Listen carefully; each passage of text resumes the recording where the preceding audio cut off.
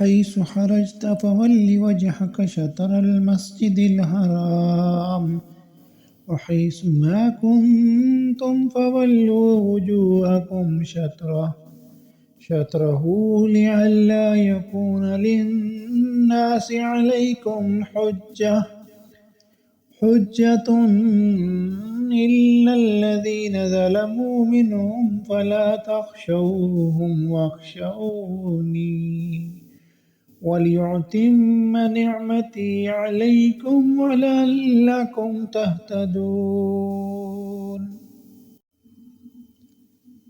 اور جس جگہ سے آپ نکلیں اپنا منہ مسجد حرام کی طرف پھیر لیں، اور جہاں کہیں تم ہو